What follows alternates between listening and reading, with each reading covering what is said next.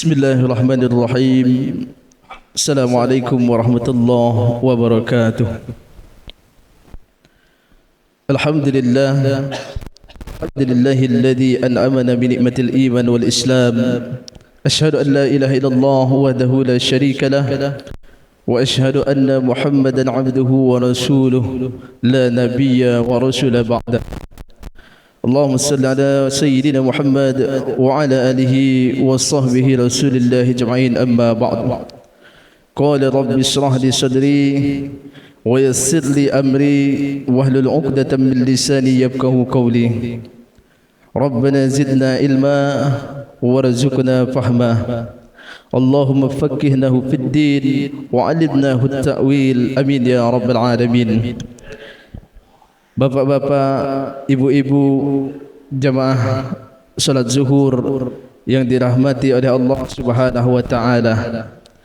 Pertama-tama mari kita bersyukur kepada Allah Subhanahu wa taala yang mana atas rahmat karunia serta hidayahnya lah hingga pada siang hari ini kita masih diberi kesempatan, kekuatan, kesehatan dan keimanan oleh Allah untuk hadir di masjid yang kita cintai ini dalam rangka yakninya menghambakan diri kita kepada Allah atau mengabdikan diri kita kepada Allah melalui salat zuhur secara berjamaah. Dan tak lupa pula salat serta salam tetap tercurahkan kepada junjungan kita yakni Nabi Muhammad sallallahu alaihi wasallam. Allahumma salli ala sayyidina Muhammad wa ala ali sayyidina Muhammad. Beliau adalah manusia terbaik, manusia yang suci, maksum, yang agung, dijamin syurga oleh Allah Subhanahu wa taala, dan beliau adalah manusia yang paling cinta kepada kita. Maka untuk itu kalau kita mengaku cinta Rasulullah, maka salah satu wujud cinta kita kepada Rasulullah, perbanyaklah bersalawat kepada Rasulullah sallallahu alaihi wasallam. Jamaah salat zuhur insyaallah dirahmati oleh Allah Subhanahu wa taala. Hari ini kita sudah berada pada tanggal 13 Sya'ban 1446 Hijriah. Menghitung hari lagi kita akan berjumpa dengan bulan yang penuh keberkahan, bulan yang istimewa, bulan yang dilipat gandakan oleh Allah pahala kita, yakni bulan Ramadan. Maka di bulan Sya'ban ini bulan yang terletak antara bulan suci, dua bulan suci. Yang pertama bulan suci atau bulan haram yaitu bulan Rajab. Kemudian di depannya ada bulan Ramadan, bulan suci Ramadan. Maka ketika kita melihat di bulan Rajab adalah bulan yang penuh dengan keutamaan. Keutamaan di dalamnya berpuasa dan beramal soleh yang dilipat gandakan oleh Allah Subhanahu wa taala. Kemudian keutamaan juga terletak hari bersejarah, peristiwa bersejarah yakni Isra wal Mi'raj Nabi Muhammad sallallahu alaihi wasallam. Jemaah salat zuhur insyaallah dirahmati Allah Subhanahu wa taala. Dalam sebuah hadis Rasulullah mengatakan, bulan Sya'ban ini kata Rasulullah adalah bulan yang paling sering dilupakan oleh manusia. Karena apa? Karena bulan Sya'ban diapit oleh bulan suci. Yang pertama bulan haram yaitu bulan Rajab, kemudian di depannya adalah bulan Ramadan yang sangat istimewa. Karena dari itu banyak manusia yang lalai dalam bulan Sya'ban ini karena hanya berpatokan pada bulan Rajab dan bulan Ramadan. Padahal di bulan Sya'ban ini juga bulan yang sangat mulia. Saya mengutip sebuah perkataan seorang ulama, bulan Sya'ban ini banyak diturunkan keberkahan. Kalau seandainya keberkahan itu kita tampung dengan satu gelas, maka kita akan dapat satu gelas keberkahan. Kalau seandainya keberkahan itu kita tampung dengan satu ember, satu drum, satu baskom dan lain sebagainya, maka kita akan mendapat banyak keberkahan. Maka untuk itu perbanyaklah beramal soleh di bulan Sya'ban. Karena bulan Sya'ban ini bulan sangat mulia. Ada 3 bukti atau 3 peristiwa besar yang terjadi bulan Sya'ban. Yang pertama, bulan Sya'ban ini bulan diturunkan perintah bersolawat kepada Rasulullah sallallahu alaihi wasallam. Yang mana dalam surah Al-Ahzab Allah berfirman, Inna Allah wa malaikatahu yusalluna 'alan nabi ya ayyuhalladzina amanu sallu 'alaihi wa sallimu taslima.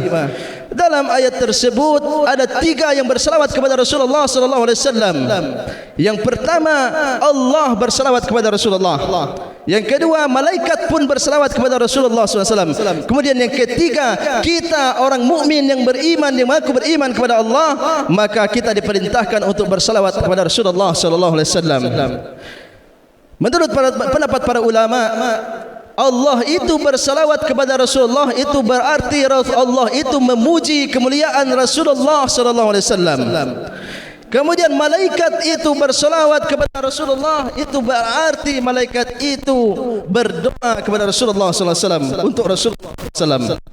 Kemudian kita umat mukmin diperintahkan oleh Allah untuk bersalawat kepada Rasulullah, itu berarti kita mengharapkan berkah dan syafaat dari Rasulullah SAW. Maka kalian banyak dimanapun, kapan kita bersalawat kepada Rasulullah SAW, karena satu salawat dibalas dengan 10 kebaikan oleh Allah Subhanahu Wa Taala sesuai Rasulullah SAW. Kemudian yang kedua, peristiwa besar yang terjadi di bulan Sya'ban ini, yaitu diturunkan oleh Allah melalui Jibril kepada Rasulullah SAW perintah berpuasa, yang mana ayatnya berbunyi, ya ayyuhalladzina amanu kutiba alaikumussyam kama kutiba alal ladzina min qablikum la'allakum tattaqun. Jemaah salat zuhur insyaallah dirahmati Allah Subhanahu wa taala. Jadi ketika semasa hidupnya Rasulullah SAW, Rasulullah itu bertemu dengan 9 kali Ramadan, dimulai dengan tahun kedua. Jadi bulan Sya'ban ini adalah menyongsong kita untuk menyambut bertemunya dengan bulan Ramadan yang penuh dengan keistimewaan. Maka di bulan Sya'ban ini juga jemaah sekalian, mari kita berbanyak berpuasa sunnah. Aisyah pernah mengatakan dalam sebuah hadis, mengatakan bahawa itu memperbanyak puasa sunnah di bulan Sya'ban dibandingkan di bulan lainnya. Maka perbanyaklah berpuasa. Contohnya Senin Kamis kita berpuasa, Ayyamul Bid yang dimulai hari ini 13 Sya'ban, 14 Sya'ban, 15 Sya'ban, berarti Rabu, Kamis dan Jumat. Maka perbanyaklah berpuasa sunnah bulan Sya'ban ini, karena di bulan Sya'ban bulan diturunnya perintah berpuasa kepada orang mukmin, kepada orang Islam yang mengaku beriman kepada Allah Subhanahu wa taala. Kemudian yang ketiga, peristiwa besar di bulan Sya'ban ini, yaitu bulan Sya'ban ini terjadinya perpindahan kiblat umat Islam dari Masjidil Aqsa di Palestina ke Masjidil Ka'bah di Makkah. Itu terjadi di bulan Sya'ban. Di surah Al-Baqarah dijelaskan, dalam surah Al-Baqarah ayat 144 dijelaskan jadinya kiblat kita, yaitu terjadi pada bulan Sya'ban, yakni pada malam Selasa bertepatan dengan malam nisfu Sya'ban. Maka untuk itu jemaah sekalian, sangat banyak peristiwa yang terjadi di bulan Sya'ban ini. Kemudian sebelum kita berpindah kiblat ke Ka'bah, kita berpindah kiblat ke Baitul Maqdis yang terletak di Masjidil Aqsa Palestina.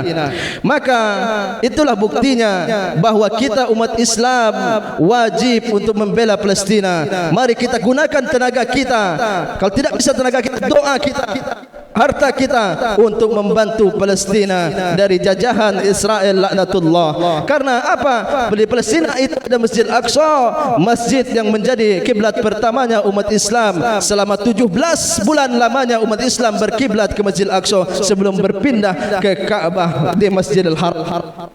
Insyaallah Allah Subhanahu wa taala. Maka itu 3 peristiwa yang terjadi di bulan Sya'ban ini. Jadi jangan pernah kita lalaikan bulan Sya'ban ini jemaah sekalian. Jangan pernah kita lupakan bulan Sya'ban ini jemaah sekalian. Seperti yang diingatkan oleh Rasulullah, disampaikan oleh Rasulullah, bulan Sya'ban adalah bulan yang paling sering dilalaikan atau dilupakan oleh manusia. Kita sering tidak boleh fokus beribadah di bulan Sya'ban dibandingkan dengan bulan Rajab dan bulan Ramadan. Padahal bulan Sya'ban begitu mulia di sisi Allah Subhanahu wa taala, karena banyaknya keberkahan diturunkan oleh Allah Subhanahu wa taala. Sehingga kita berdoa ketika bulan Rajab masuk, Allahumma barik lana fi Rajab wa Sya'ban wa ballighna Ramadan. Ya Allah, berkahilah kami di bulan Rajab, kemudian di bulan Sya'ban, dan pertemukanlah kami dengan bulan Ramadan. Itu buktinya bahwa bulan Sya'ban itu juga mulia di sisi Allah Allah Subhanahu wa taala.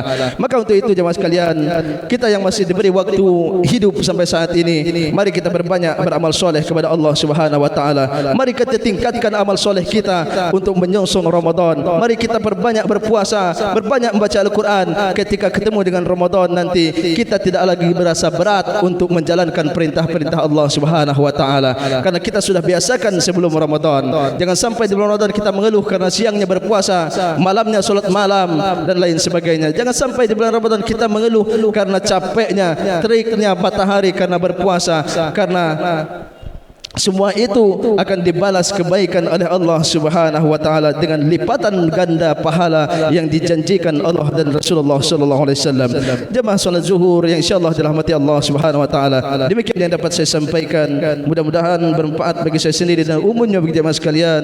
Amin ya rabbal alamin. Kalau ada kata-kata yang salah, mohon untuk dimaafkan dan ditinggalkan. Kalau ada kata-kata yang benar, itu petunjuk dari Allah Subhanahu wa taala, mohon untuk ambil ibrahnya, diamalkan dalam kehidupan kita sehari-hari. Wassalamualaikum warahmatullahi wabarakatuh.